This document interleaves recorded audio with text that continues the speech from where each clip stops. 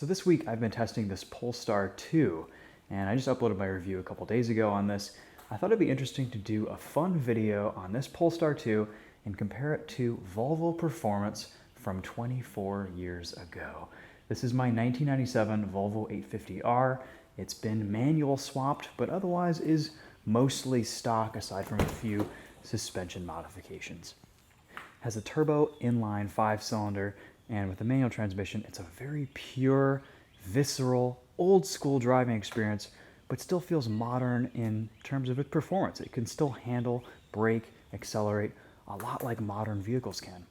When it was brand new, this 850R was around $40,000.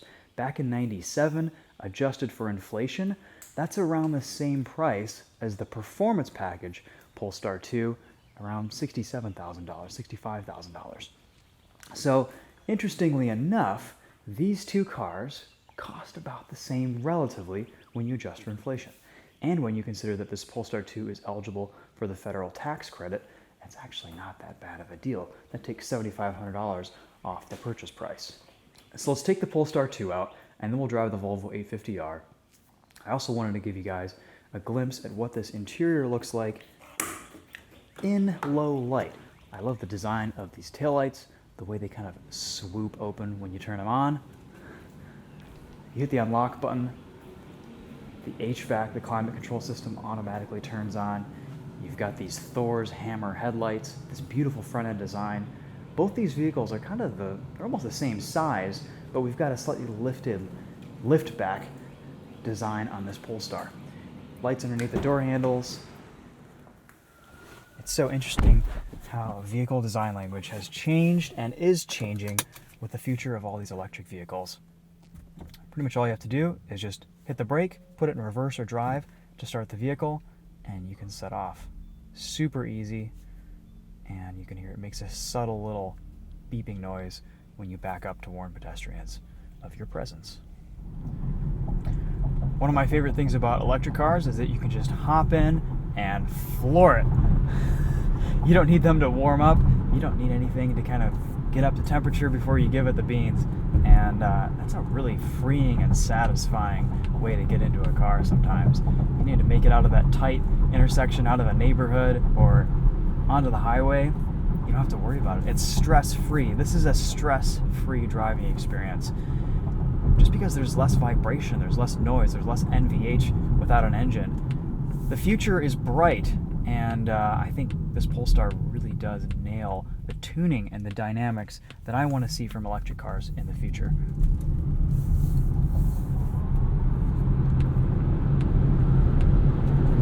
There are really nice levels of performance from this Polestar 2. Like the 850R, this is kind of a pioneer in Polestar performance and Volvo performance going forward. We're going to see a very similar powertrain in the XC40.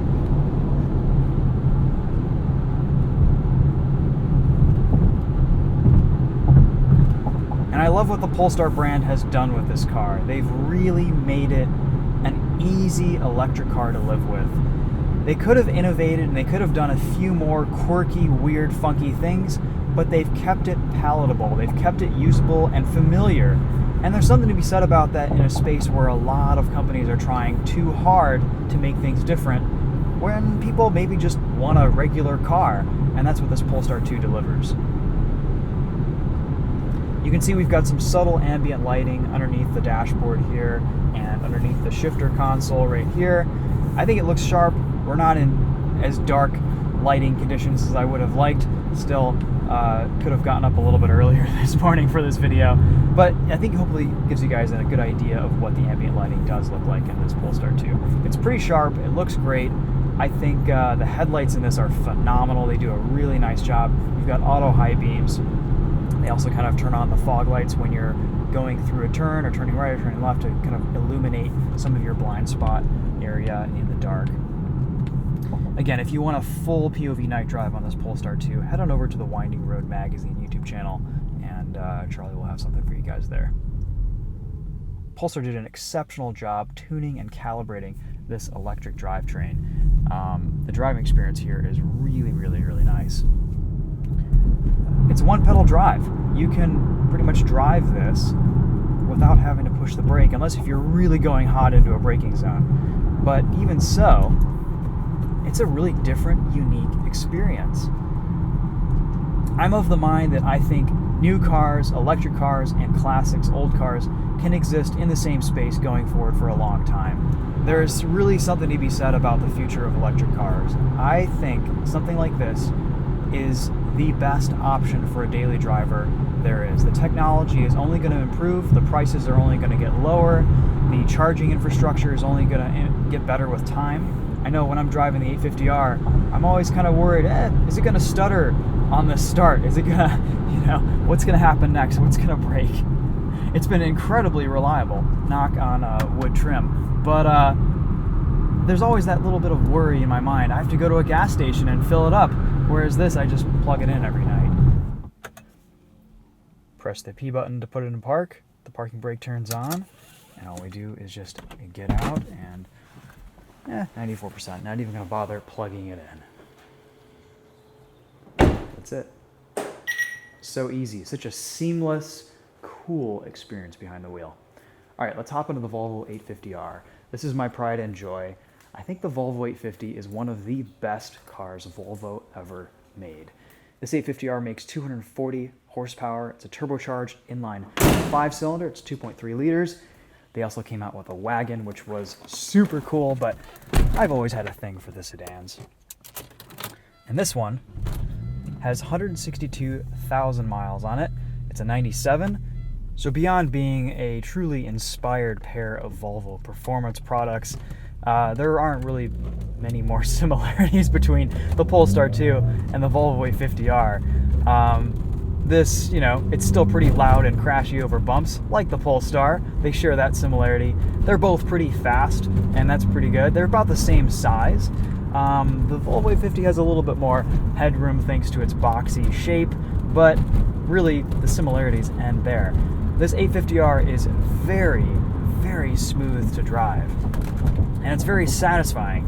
It's just old school enough to kind of give you a feel like you're driving something special from a great era, but also modern enough in its performance that it still delivers on power, on braking, on handling. I think this is a very interesting observation in how far performance has come and how things have changed in the last 25 plus years.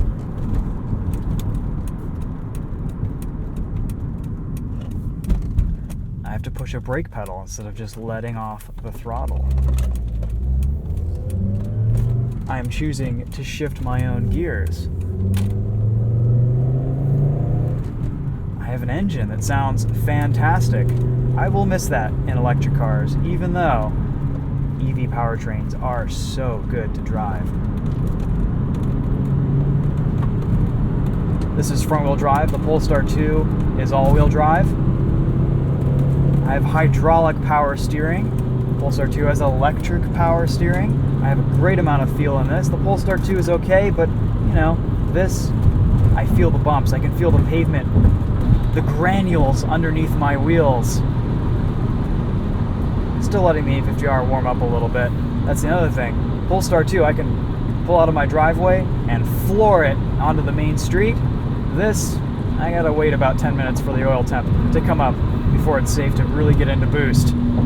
So, can I enjoy the Polestar 2 more of the time? Probably. Also, I touched on this earlier in this video. The Volvo 850R has been an incredibly reliable car for me, and they're known for their stoutness, so to speak.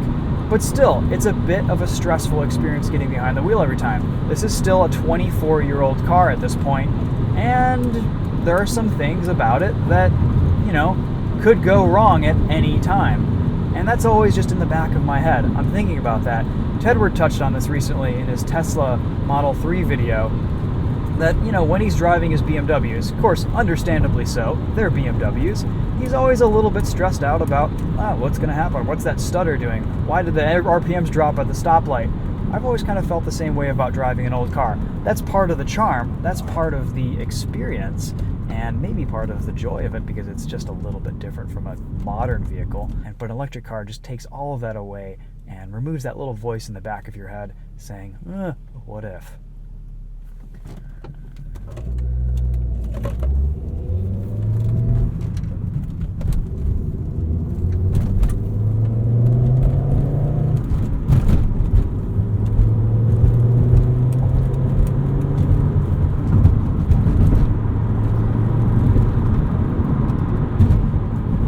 Well, I can safely say that I'm in a place where I can appreciate both vehicles for what they are. It's amazing how when you adjust for inflation, they're about the same price. Polestar is actually a little bit cheaper when you factor in the electric vehicle federal tax credit, which I think is kind of cool because of all the technology and all the innovation that's been put into that car. That's pretty impressive. Oh yes, there we are, getting into some boost. Letting that sweet 5-cylinder sing. Into 5th gear, into top gear. 3,500 RPM, cruising on the highway. Some of these manual swapped 850Rs have funky gearing at highway speeds, and that's mostly just because of the swap. I don't think factory 5-speeds were geared this tall for highway cruising. Part of that is the final drive ratio in these previously automatic cars.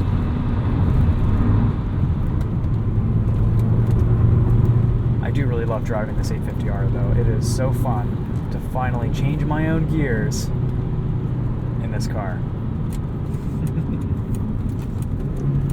Heel toe downshift into 2nd.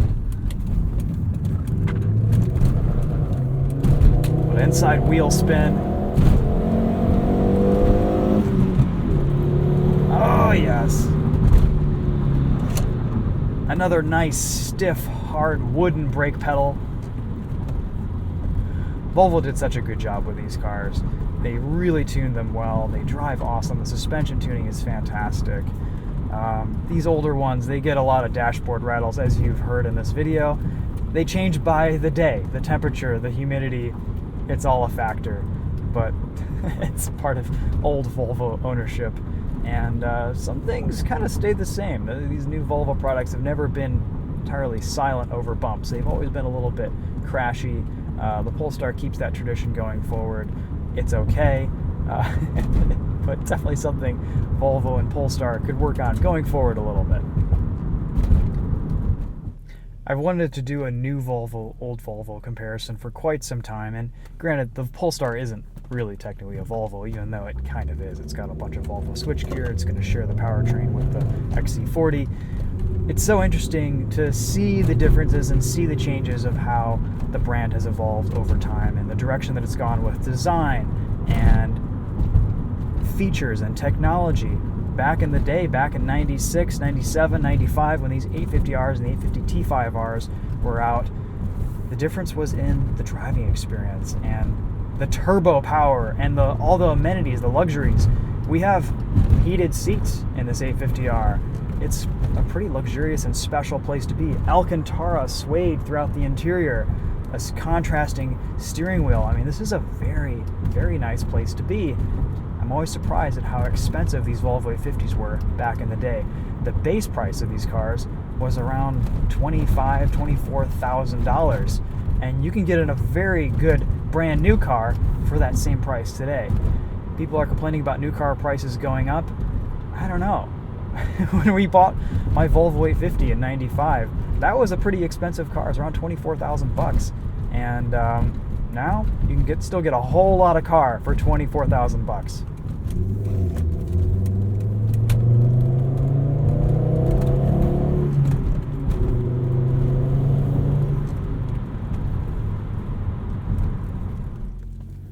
Okay guys, we're back, and that is a wrap for this video on the Polestar 2 and Volvo 850R.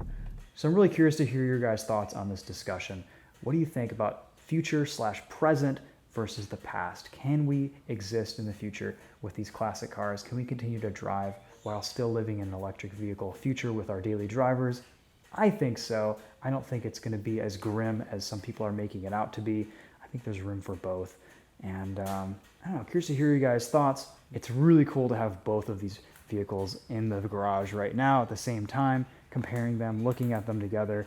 This would actually be a pretty ideal stable in my mind. All right, guys, that's it for this one. Thanks for watching. We'll see you in the next video. Take care.